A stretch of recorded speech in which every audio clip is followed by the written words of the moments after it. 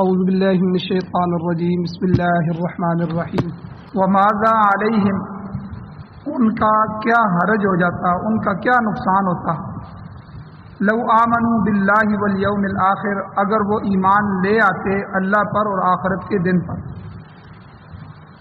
وانفقوا، اور ان کا کیا جاتا کہ اگر وہ خرچ کرتے مما رزقہم اللہ، اس میں سے جو اللہ نے ان کو رزق دیا، وکان اللہ بہم علیما، اور اللہ تعالیٰ ان کو خوب جاننے والا ہے، اللہ ان کے ساتھ خوب علم رکھتا ہے۔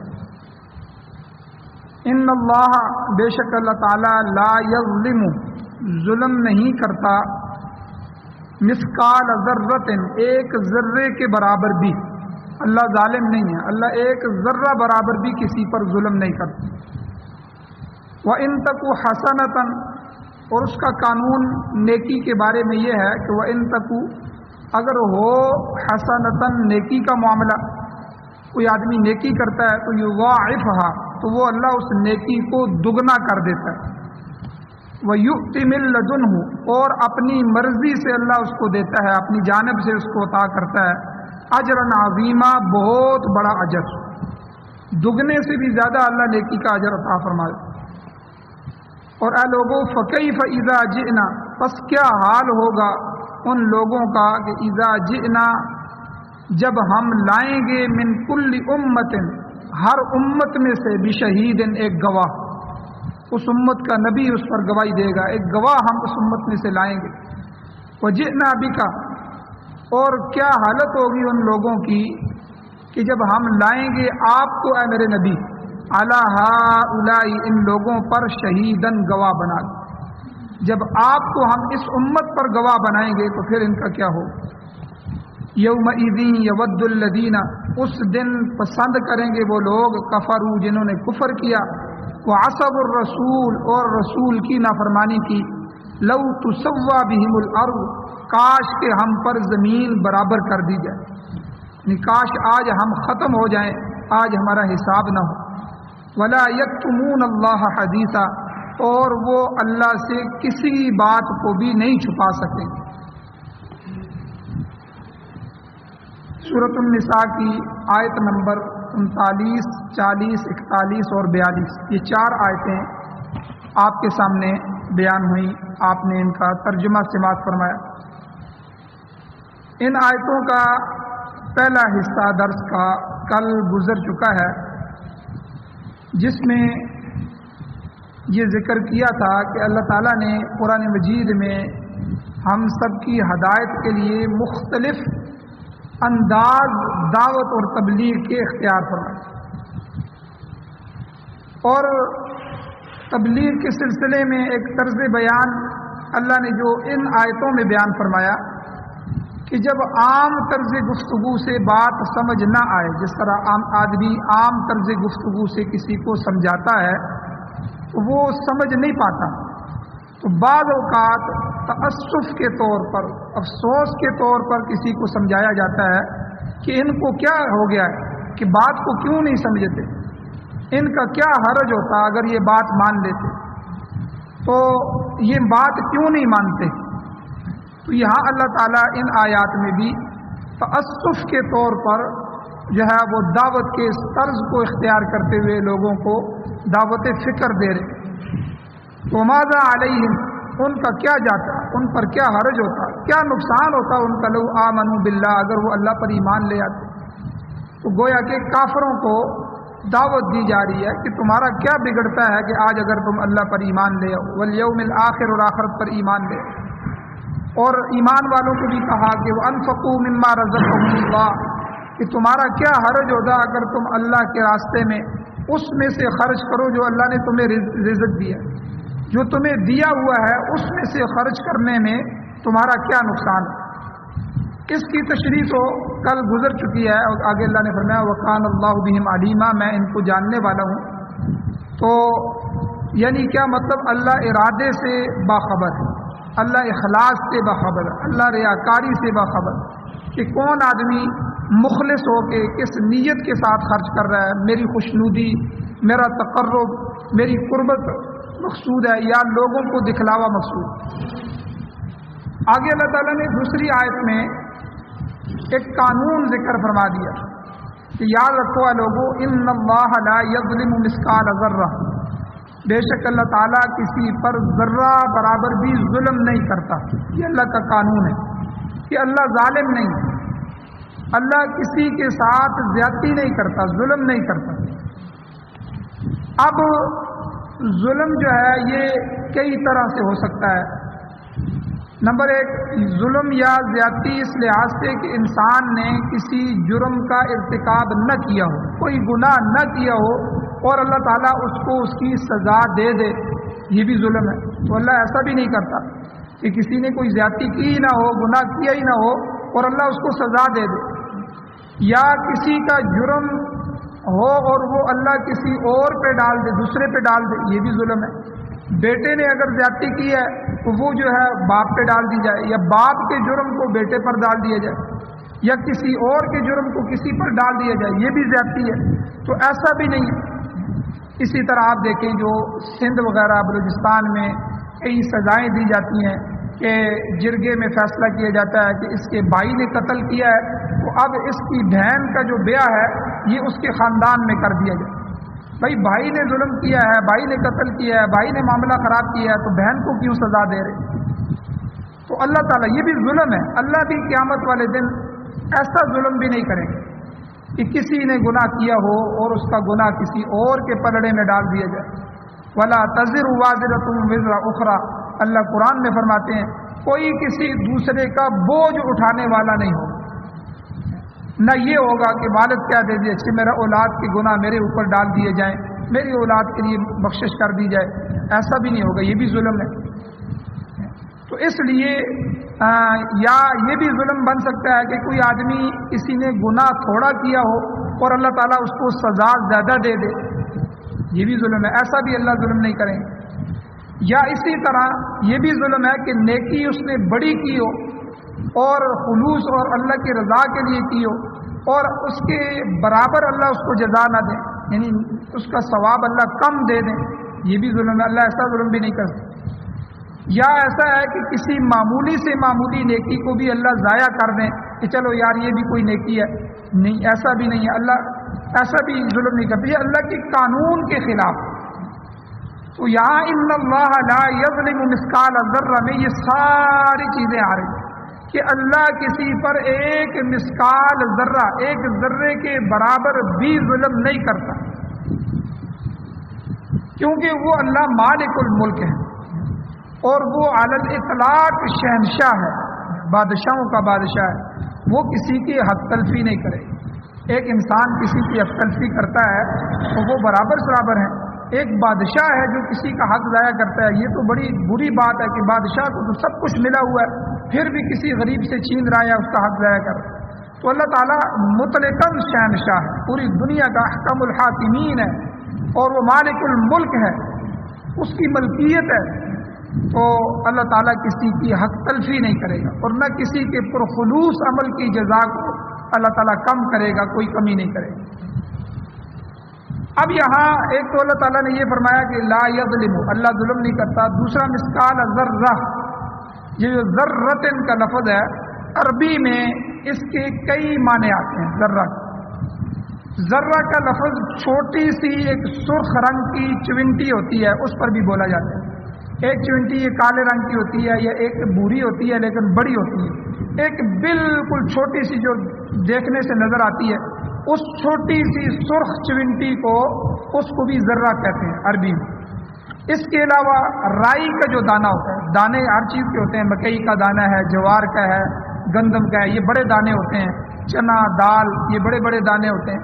تو ان سب فصلوں کے دانوں میں سے رائی کا دانہ جو ہوتا ہے یہ سب سے چھوٹا ہوتا ہے، رائی کا دانہ۔ تو رائی کے دانے کے لیے بھی لفظ ذرہ استعمال ہوتا ہے عربی میں۔ اور تیسرے نمبر پر آپ حضرات نے دیکھا ہوگا جب کبھی کسی روشن دان میں سے یا کھڑکی میں سے سورج کی شعاعیں اندر آ رہی ہیں، سورج کی روشنی کی شعاعیں اندر آتی ہیں تو ان شعاؤں میں چھوٹے چھوٹے ذرات نظر آتے ہیں، آدمی ان کو پکڑنا چاہے تو پکڑ بھی نہیں سکتا۔ تو ان چھوٹے چھوٹے ذرات کو بھی عربی میں ذرہ کہتے ہیں. تو کہنے کا مقصد یہ ہے کہ الغرض ذرہ کا لفظ چھوٹی سی چھوٹی چیز پر بھی بولا جاتا ہے.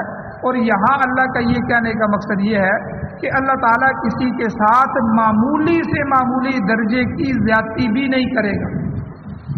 یہ اللہ کی شان کے خلاف ہے کہ اللہ تعالیٰ کسی پر چھوٹی سی رائی کے دانے کے برابر یا وہ کھڑکی سے اندر آنے والی شعاؤں میں جو چھوٹے چھوٹے ذرے ہیں اتنا بھی اللہ کسی کے ساتھ بے انصافی کر دے یا ظلم کر دے تو یہ اللہ کی شان کے مطابق نہیں ہے. اس لیے اللہ تعالیٰ اتنی معمولی درجے کی زیادتی بھی کسی کے ساتھ نہیں کرے. یہ تو ذرہ کا معنی ہے. اب ظلم کا مفہوم کیا ہے؟ ظلم کسے کہتے ہیں؟ عربی زبان میں ظلم کا معنی ہے وضع الشیء فی غیر محلہ، یعنی کسی چیز کو اس کے موقع محل کے علاوہ رکھ دینا. جو چیز جس محل کے لیے جس جگہ کے لیے بنائی گئی ہے وہ اس کے لیے استعمال نہ کی جائے، اسے کسی دوسری چیز کے لیے استعمال کر دیا جائے جس کے لیے وہ بنائی نہیں گئی. مثلا ٹوپی ہے، ٹوپی سر پہ رکھنے کے لیے بنائی گئی ہے.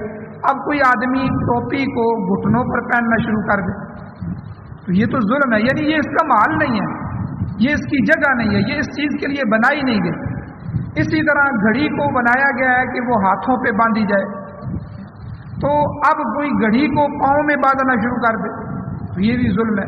تو عربی میں ظلم کہتے ہیں کہ وضع الشیء فی غیر محلہ، کسی چیز کو اس کے موقع محل کے علاوہ رکھ دینا. تو ظلم کا جو اطلاق ہوتا ہے شریعت میں چھوٹی سی چھوٹی کوتاہی اور گناہ سے لے کر بڑے سے بڑے جرم تک ہر ایک پر ظلم کا اطلاق ہوتا ہے. یہ ظلم ہی ہے. جیسے اللہ تعالیٰ قرآن مجید میں فرماتے ہیں والکافرون هم الظالمون، کہ کافر لوگ ظالم. اب دیکھیں کفر سے بڑا ظلم کیا ہو سکتا ہے کہ جو آدمی کفر کر رہا ہو تو وہ اللہ کے ساتھ شریک کر رہا ہے، وہ اللہ کی ذات کا انکار کر رہا ہے، تو اللہ تعالیٰ نے اس کو بھی ظالم کہا کافر لوگ. اور شرک کے بارے میں فرمایا ان الشرک لظلم عظیم، کہ شرک چھوٹا ظلم نہیں ہے. اللہ کہتے ہیں بے شک پکی ٹھکی بات ہے ان الشرک، شرک جو ہے لظلم عظیم، بہت بڑا ظلم ہے. یعنی یہ تھوڑا ظلم ہے. ایک آدمی کہتا ہے کہ اللہ تعالیٰ بھی اولاد دینے والا ہے اور فلاں پیر بھی اولاد دینے والا ہے، اللہ تعالیٰ بھی مشکل کشا ہے اور علی بھی مشکل کشا ہے، اللہ تعالیٰ بھی حاجتیں پوری کرنے حاجت روا ہے اور نبی علیہ الصلوۃ والسلام سے بھی حاجتیں مانگنا شروع کر دے، کسی فرشتے اور جن سے بھی حاجتیں مانگنا شروع کر دے، یا کسی اور کے دربار پہ جا کر اس کو بھی حاجت روا مشکل کشا سمجھنا شروع کر دے. کتنا بڑا ظلم ہے کہ اللہ کی ذات میں کسی دوسری ذات کو شریک کر دیا، اللہ کی صفات میں کسی دوسری ذات کی اس کی صفات کو شریک کر دیا. تو اس لیے اللہ نے قرآن میں ان الشرک لظلم عظیم فرمایا کہ شرک جو ہے وہ بہت بڑا کسی آدمی کو شریک ٹھہرانا. اور اسی طرح ظلم کا اطلاق جو ہے وہ قرآن و سنت میں قتل پر بھی ہوتا ہے. قتل بھی ظلم ہے کہ ایک انسان کو آدمی دوسرا انسان قتل کر دے، اس کی جان لے لے. اور اسی طرح یہ تو بڑا بڑا گناہ ہے، یعنی گناہ بھی ظلم ہے. تو اللہ تعالیٰ جو ہے جیسے قرآن پاک میں فرماتے ہیں اللہ ولی الذین آمنوا، اللہ ایمان والوں کا دوست ہے، یخرجہم من الظلمات الی النور، اللہ ان کو ظلمات سے نور کی طرف لے کے آتے ہیں. کیا مطلب؟ اللہ ان کو گناہوں کی زندگی سے، کفر اور شرک کی زندگی سے نکال کر نیکیوں کی طرف لے کے آتے ہیں. تو اس لیے گناہوں کو بھی ظلم کہا گیا، ظلمات کہا گیا. تو گناہ اب بڑا بھی ہوتا ہے، کبیرہ گناہ اور صغیرہ گناہ ہے. کبیرہ گناہ میں جتنے بڑے گناہ ہیں وہ بھی ظلم ہے، قتل بھی ظلم ہے، اور چھوٹے سے چھوٹا معمولی گناہ جو ہے وہ بھی ظلم ہے. مثلا آپ دیکھیں اگر کوئی شخص مسجد میں آیا، اب مسجد میں داخل ہوتے وقت یاد رکھیں، یہ سنت بھی یاد رکھیں، اس پر آئندہ عمل شروع کر دیں کہ سب سے پہلے دایاں پاؤں مسجد میں رکھا جائے، جوتی بار اتاری جائے اور دایاں پاؤں مسجد میں رکھا جائے، پھر بعد میں بایاں پاؤں داخل کریں. اب آدمی مسجد میں آتا ہے تو دایاں پاؤں داخل کرنے کی بجائے پہلے بایاں پاؤں رکھ دیتا ہے. تو یہ معمولی سی سنت کی خلاف ورزی ہوگی، کوتاہی ہوگی. یا مسجد سے جب باہر نکلتے ہیں اس میں سنت طریقہ کیا ہے کہ پہلے جو ہے وہ آپ بائیں پاؤں کو باہر نکالیں اور پھر جو ہے وہ دائیں پاؤں کو باہر نکالیں. تو اب آدمی اس میں بھی الٹ کر دیتا ہے, باہر نکلتے وقت بائیں کی بجائے دایاں پاؤں پہلے نکال دیتا ہے. تو اس پر بھی ظلم کا اطلاق ہے. یہ بھی ظلم ہے کہ اس جگہ یہ اس کا محل نہیں ہے, اس جگہ سنت طریقہ یہ بتایا گیا ہے اور اس کی جگہ اس نے یہ دوسرا طریقہ اختیار کر لیا. اور اسی طرح ایک بات اور بھی سمجھ لیں کہ یہ جو ظلم کا لفظ ہے یہ ازداد میں سے, ازداد میں سے اس میں کمی اور زیادتی دونوں معنی پائے جاتے ہیں. جیسے اللہ تعالیٰ نے قرآن مجید میں فرمایا وَلَمْ تَظْلِمْ مِنْهُ شَيْئًا کہ وہاں کسی چیز کی کمی نہیں تھی. تو دیکھیں ظلم کا لفظ کمی کے لیے بھی استعمال ہوا ہے, زیادتی کے لیے بھی استعمال ہوتا ہے. اور زیادتی میں شرک کو جیسے کہا گیا, اسراف کرنے کو بھی ظلم کہا گیا کہ کوئی آدمی اپنی دولت ویسے ہی اسراف کر رہا ہے, بے جا خرچ کر رہا ہے. تو اور اسی طرح قتل ناحق کو بھی ظالم قرار دیا گیا. تو یہ بڑی بڑی زیادتیاں ہیں. تو بڑی بڑی زیادتیوں سے لے کر چھوٹی چھوٹی زیادتیوں تک جتنی بھی ہیں یہ سب ظلم کے اندر ہی آتی ہیں. مفسرین اکرام فرماتے ہیں کہ اس آیت میں اللہ تعالیٰ کا یہ ارشاد کہ وہ کسی پر ذرہ برابر بھی ظلم نہیں کرتا, یہ انسانی محاورے کے مطابق, جس طرح انسان کہتے ہیں کہ بھائی وہ ظالم نہیں, بھائی وہ ذرہ بھی ظلم نہیں کرتا, یہ انسانی محاورے کو اللہ نے یہاں ذکر کر کے سمجھایا ہے. ورنہ یاد رکھیں اللہ تعالیٰ مالک الملک ہے, وہ ہمارا مالک ہے, ہر ایک کا مالک ہے. وہ جو چاہے کرے اسے کوئی نہیں روک سکتا, وہ خالق ہے, باقی سب اس کی مخلوق ہے. ہر جاندار اور بے جان چیز اسی کی پیدا کرتا ہے. اور ایک مسئلہ یہ بھی یاد رکھیں, یہ ہمارا عقیدہ ہے کہ اللہ تعالیٰ قادر ہے, ہر چیز پر قدرت رکھنے والا ہے, اس کی پکڑ ہے. اللہ مجبور نہیں ہے. یہ جو اللہ نے قانون بنائے ہیں یہ تو قانون اللہ نے ہمارے اوپر مہربانی کر کے بنا دیے ہیں, ورنہ اللہ تعالیٰ قانونوں سے مبرہ ہے. اس لیے علماء نے یہ بات لکھی ہے اللہ تعالیٰ اگر چاہے جتنے بھی نیک لوگ ہیں اللہ تعالیٰ ان سب کو جہنم میں ڈال دے, اور جتنے بھی برے لوگ ہیں اللہ ان سب کو جنت میں ڈال دے, تو اللہ کو کوئی پوچھنے والا نہیں. اللہ کے لیے یہ ظلم نہیں ہے. اللہ مالک الملک ذات ہے, اللہ تعالیٰ قادر ہے, اللہ مجبور نہیں ہے. اور اسی طرح ایک مسئلہ ہمارے حضرات نے یہ لکھا تھا, اس پر کئی ہمارے معاشرے میں بڑا وبیلا کیا گیا کہ انہوں نے لکھا کہ اللہ جھوٹ بولنے پر قادر ہے. اب انہوں نے کہا جی دیکھو اللہ کے یہ لوگ کہتے ہیں جی اللہ جھوٹ بولتا ہے, حالانکہ جھوٹ بولتا ہے اور جھوٹ بولنے پر قادر ہے, ان دونوں جملوں میں فرق ہے. یعنی کیا مطلب, اللہ جھوٹ بولنا چاہے تو اللہ کو تو کوئی نہیں روک سکتا, نہ اللہ کو مجبور کر سکتا, لیکن اللہ سچے ہیں, اللہ کبھی بھی جھوٹ نہیں بولتے, یہ مطلب ہے. یعنی اللہ قادر ہے, اللہ تعالیٰ کوئی بھی کرنا چاہے, کسی پوری دنیا کو اللہ تباہ کرنا چاہے, اور جو ہے جو اللہ نے بیان کیا اللہ اس کی الٹ بھی کرنا چاہے, اللہ کر سکتے ہیں, اللہ کو کوئی مجبور نہیں کرتا. ہم تو قوانین میں بندھے ہوئے ہیں, اسلامی ضابطوں میں بندھے ہوئے ہیں, ہم تو اسلام کے قوانین, اسلام کے مسائل, اسلام کے اللہ اور اس کے رسول کے احکامات سے آگے پیچھے نہیں ہو سکتے. لیکن اللہ کو کوئی بھی مجبور نہیں کر سکتا, وہ کسی قانون کا پابند نہیں ہے. ہاں اس نے ضابطے بنا دیے, ہمارے اوپر احسان کر دیا. اللہ کہہ رہے ہیں ان اللہ لا یظلم مثقال ذرہ, اللہ ایک ذرہ برابر بھی ظلم نہیں کرتا. اللہ نے یہ قانون بنا دیا تو اللہ تعالیٰ اس قانون میں جکڑا ہوا نہیں ہے کہ اللہ مجبور محض ہے کہ اللہ اسی طرح ہی کرنے کا پابند ہے, اس کے علاوہ نہیں کر سکتا. اللہ کرنا چاہیں تو کر سکتے ہیں, لیکن اللہ ایسے کرتے نہیں ہیں. تو یہ دونوں جملوں میں فرق ہے.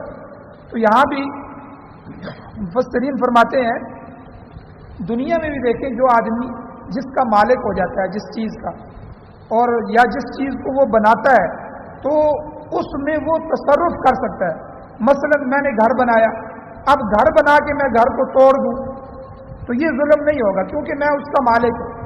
یا میری گاڑی ہے, میں اپنی گاڑی راہ چلتے کسی کو بھی دے دوں تو یہ ظلم نہیں ہے کیونکہ میں اس کا مالک ہوں. تو اسی طرح اللہ تعالیٰ مالک الملک ہے, اللہ تمام بادشاہی کا مالک ہے, اللہ زمین و آسمان کا مالک ہے. تو اللہ تعالیٰ کسی چیز میں کیسا بھی تصرف کرے تو اللہ تعالیٰ کے اس تصرف کو ظلم پر محمول نہیں کیا جا سکتا, ظلم نہیں کہا جا سکتا. اسی طرح امام ابن کثیر رحمۃ اللہ علیہ اپنی تفسیر میں لکھتے ہیں جلد 3 صفحہ 408 میں, وہ کہتے ہیں کہ ان اللہ لو عذب اہل سماواتہ و اہل ارضہ لعذبہم وہو غیر ظالم لہم، کہ اگر اللہ تعالیٰ تمام آسمان والوں کو بغیر کسی قصور کے اور تمام زمین والوں کو بغیر کسی گناہ کے قصور کے سزا دینا چاہے تو یہ بھی ظلم شمار نہیں ہوگا۔ امام ابن کثیر رحمۃ اللہ علیہ نے لکھا، کیونکہ وہ ہر چیز کا مالک ہے اور وہ اپنی چیز میں جیسے چاہے تصرف کرے۔ تو اس لیے جو ہے یہاں بھی اللہ تعالیٰ نے جو قانون بنایا ہے تو قانون کو اللہ تعالیٰ نے قانون کے درجے میں ذکر فرمایا ہے۔ ہمارے اوپر اللہ نے احسان فرما دیا کہ اللہ تعالیٰ نے فرمایا کہ اللہ تعالیٰ ایک ذرہ برابر بھی ظلم نہیں کرتے۔ اور جہاں تک انصاف کی بات ہے، آگے اللہ تعالیٰ نے فرمایا کہ دیکھو میں جب نیکی کا اجر دیتا ہوں اور گناہ پر عذاب دیتا ہوں تو اس میں بھی میرا انصاف دیکھو، اللہ تعالیٰ کی وسعت دیکھو۔ اللہ تعالیٰ کہتے ہیں میں اس میں بھی زیادتی نہیں کرتا۔ آگے اللہ نے فرمایا وَإِن تَكُ حَسَنَةً، اگر کوئی نیکی ہوگی، کوئی آدمی نیکی کر کے آ رہا ہے تو اللہ تعالیٰ اپنے فضل سے یضاعفها، اس کو دگنا کر دیتا ہے۔ آپ دیکھیں سورہ انعام میں اللہ تعالیٰ نے یہ دگنے کا قانون جو ہے اس کے آخری رکوع میں بھی ذکر کیا ہے۔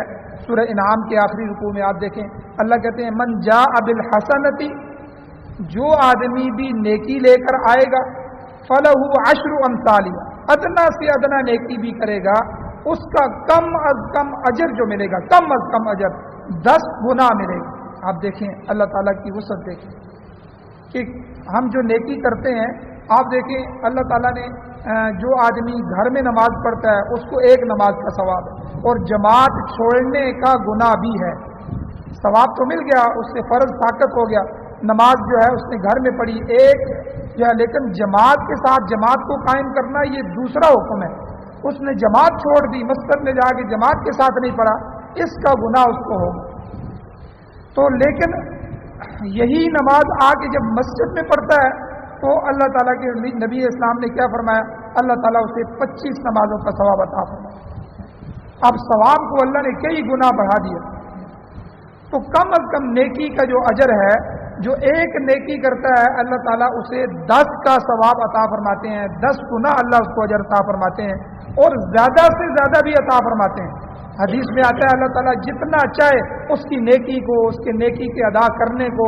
اب ہر بندے کی نماز پڑھنے کا طریقہ جدا ہے، کوئی جلدی پڑھتا ہے، کوئی آہستہ پڑھتا ہے، کوئی تسبیحات کو جو ہے وہ ٹھہر ٹھہر کے پڑھتا ہے، کوئی توجہ کر کے پڑھتا ہے، کوئی بغیر توجہ سے پڑھتا ہے، کوئی معنی کو بھی ساتھ خیال رکھ کے پڑھتا ہے، کئیوں کو معنی نہیں آتا اسی طرح پڑھتے ہیں۔ تو ہر ایک کی نماز کی ایک اپنی کیفیت ہوتی ہے، کوئی خشوع خضوع سے پڑھ رہا ہے۔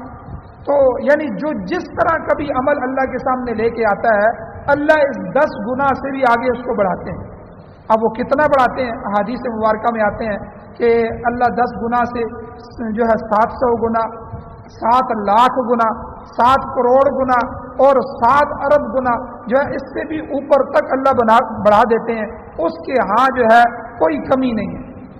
تو نیکی کا بدلہ اللہ تعالیٰ جتنا چاہے گا اتنا عطا فرمائے، لیکن البتہ جہاں گناہ ہوگا، جرم ہوگا، برائی ہوگی، تو اس کا جہاں تک تعلق ہوگا اس میں اللہ نے ایک عجیب قانون بنا دیا۔ اللہ کا انصاف دیکھیں، اسی میں اللہ نے آگے فرمایا فَمَنْ جَاءَ بِالسَّيِّئَةِ فَلَا يُجْزَى إِلَّا مِثْلَهَا، کہ جو گناہ لے کے آئے گا، جو برائی اور بدی کر کے آئے گا، اس کے قصور کا بدلہ اسی قصور کے برابر ہوگا۔ گناہ کو اللہ پھر 10 گناہ نہیں لکھیں گے، ایک گناہ کو ایک گناہ ہی لکھا جائے۔ اس میں بھی آپ انصاف دیکھیں اللہ کا۔ اللہ نے فرشتوں کو جو لکھنے والے ان کو حکم دیا کہ بھئی اگر اس نے صبح گناہ کیا تو شام تک انتظار کرو، یعنی حالانکہ نیکی میں انتظار نہیں ہے، نیکی کا جو ہی ارادہ کیا تو ارادے پر بھی اللہ ایک نیکی دے دیتے ہیں، حالانکہ ابھی اس نے صرف سوچا ہے کہ یار یہ میں عمل کر لوں۔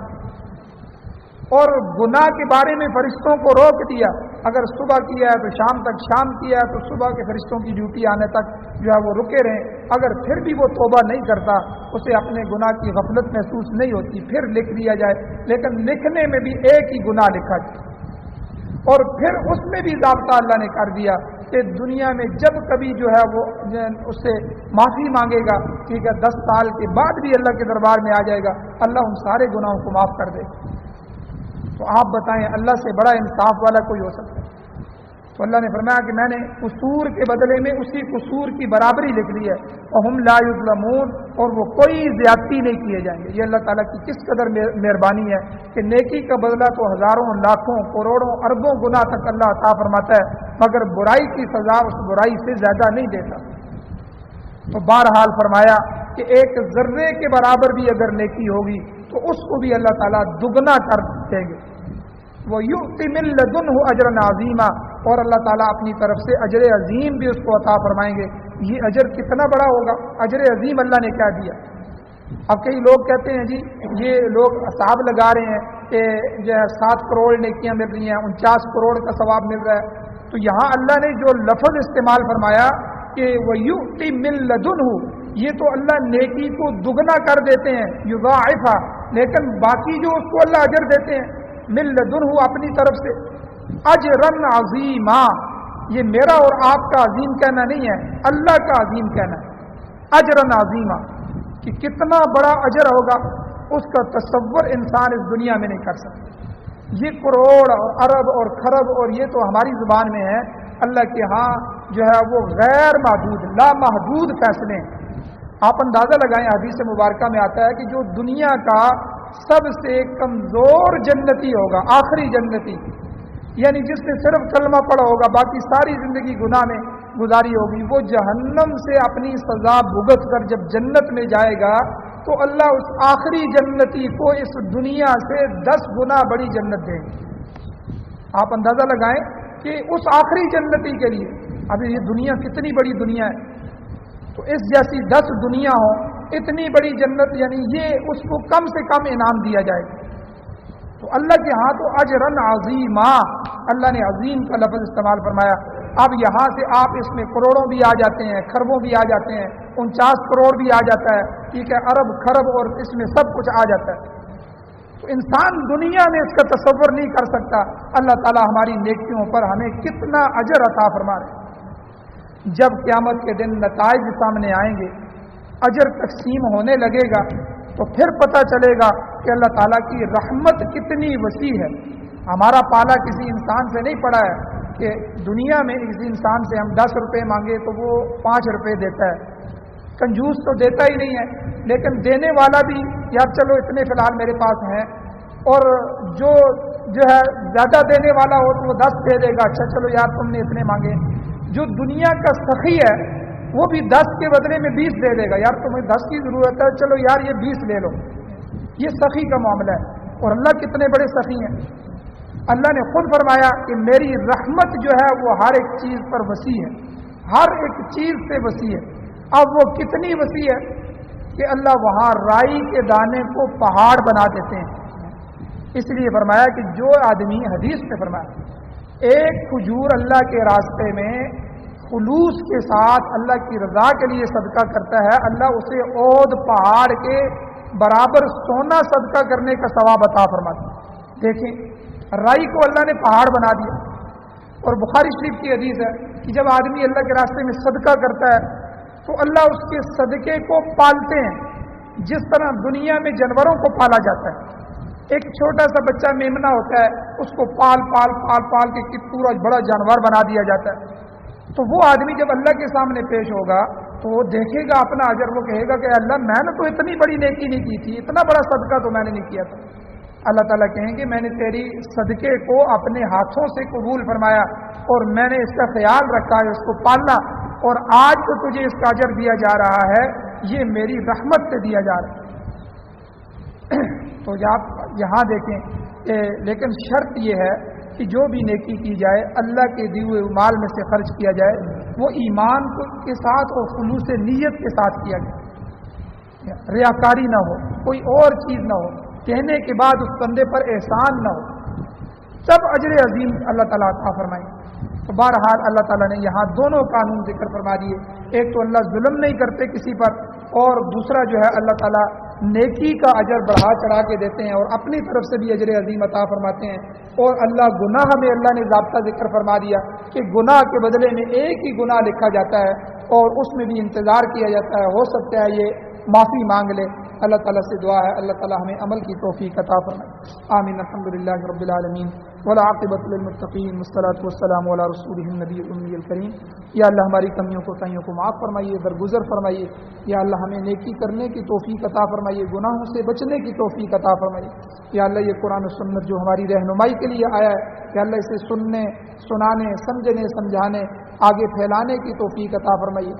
قرآن و سنت کو بطور آئین، بطور دستور، بطور ضابطۂ حیات ہمیں نصیب فرمائیے. اللہ پاکستان سمیت پوری دنیا میں قرآن و سنت کی حکومت نصیب فرمائیے. یا اللہ قرآن و سنت کا غلبہ نصیب فرمائیے. بے حیائی، عریانی، فحاشی کے جو قوانین پاس ہو رہے ہیں، یا اللہ ان لوگوں کو ہدایت نصیب فرمائیے. اگر ہدایت نہیں ہے تو یا اللہ ان کو تباہ و برباد فرمائیے. یا اللہ اسلام کا بول بالا فرمائیے، کفر کا منہ کالا فرمائیے، شیطان کو رسوا فرمائیے. یا اللہ اپنا رحم کرم فرمائیے، بیماروں کو شفا عطا فرمائیے. یا اللہ جو حضرات پریشان حال ہیں ان کی پریشانیوں میں مدد فرمائیے. یا اللہ جو حضرات ہمارے اہل محلہ، نمازی، عزیز و قارب، اساتذہ اس دنیا سے ایمان کی حالت سے جا چکے ہیں، یا اللہ ان سب کی بخشش فرمائیے. صلی اللہ تعالیٰ علی خیر خلقہ محمد وآلہ وصحبہ اجمعین برحمتک یا ارحم الراحمین.